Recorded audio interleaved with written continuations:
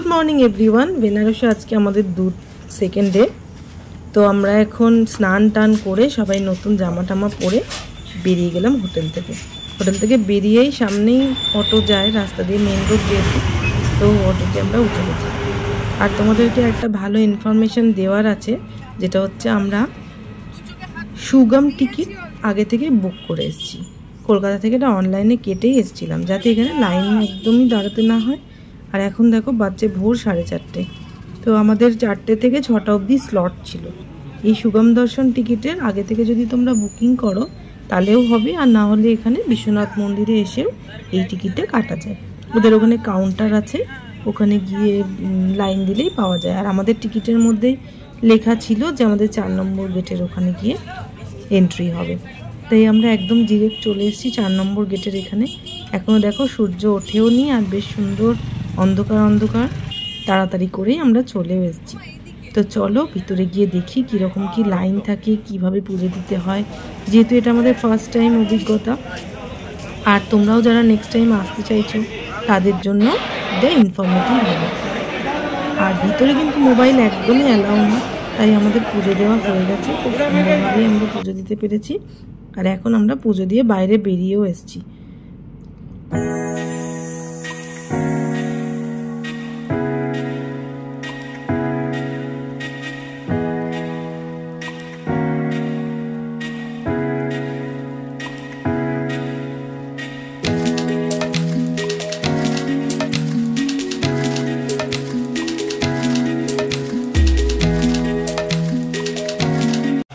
সুগম দর্শন টিকিট কাটা থাকলে তোমরা কিন্তু পেয়ে যাবে প্রত্যেকটা টিকিট পিছু একটা করে প্রসাদের প্যাকেট।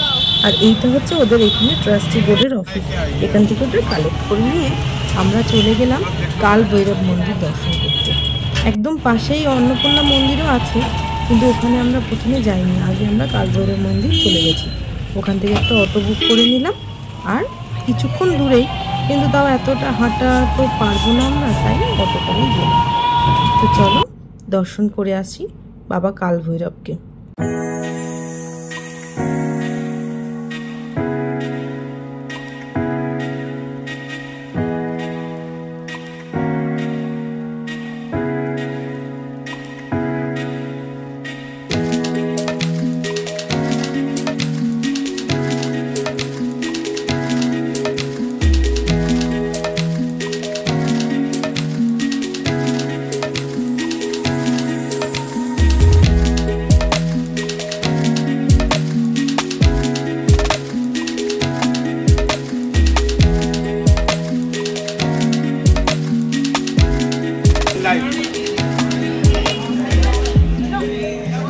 करके बोलते रहिएगा।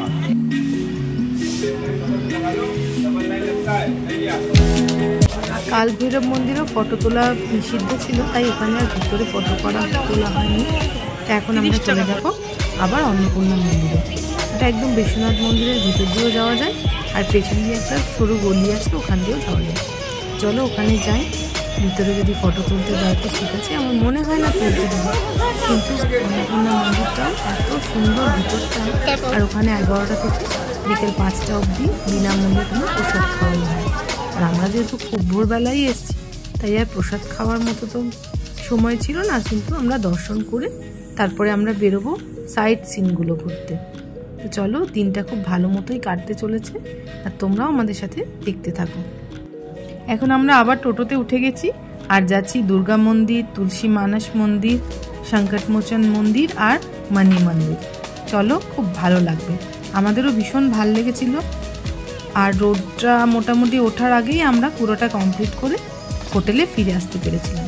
যেহেতু খুব শর্ট ট্রিপ, তাই আর সারনাথটা এবছরে যাওয়া হলো না। অন্য কোনো সময় যদি আবার আসি তখন যাব। এটা হচ্ছে তুলসী মানস মন্দির।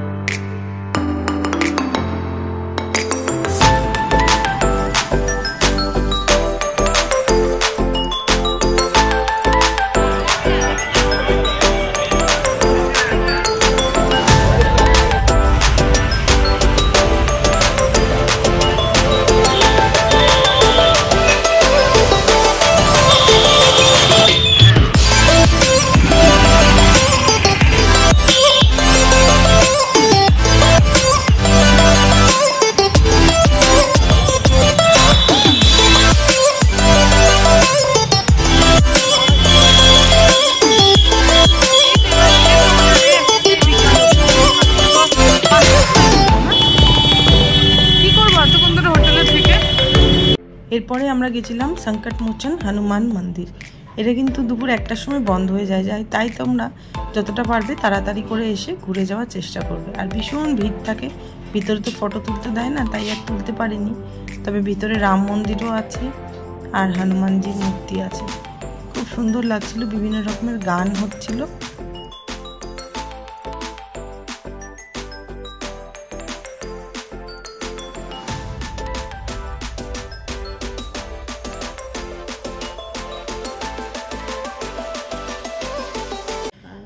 ওখান থেকে বেরিয়ে টোটো করে একটুখানি এলেই হচ্ছে মানি মন্দির। এখানে হচ্ছে 101টা শিবলিঙ্গ আছে।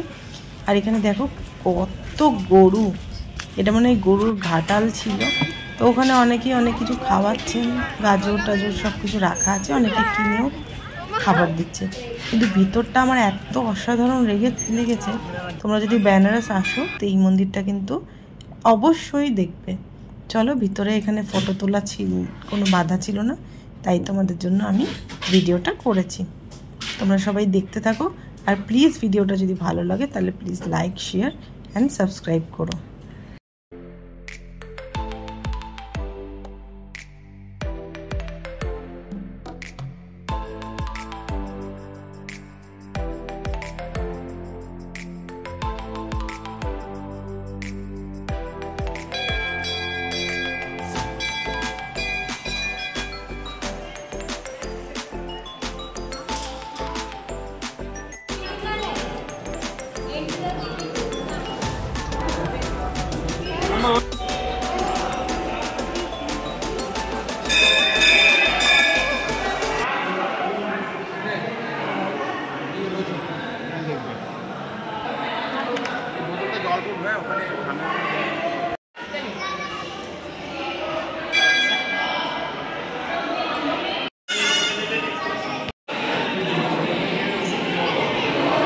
আজকে দিনের বেলার মতো ঘোরাঘুরি আমাদের এখানেই কমপ্লিট হয়ে গেছিল।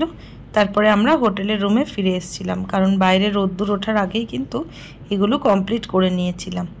তারপরে আবার সন্ধেবেলা বেরিয়েছি। আর সন্ধেবেলা বেরিয়ে আমাদের টার্গেটই ছিল আমরা খাবো হচ্ছে চাট, যেটা বেনারসের একদম প্রসিদ্ধ জিনিস। তো বিভিন্ন রকম চাট খেয়েছিলাম আর রাবড়িও খেয়েছিলাম।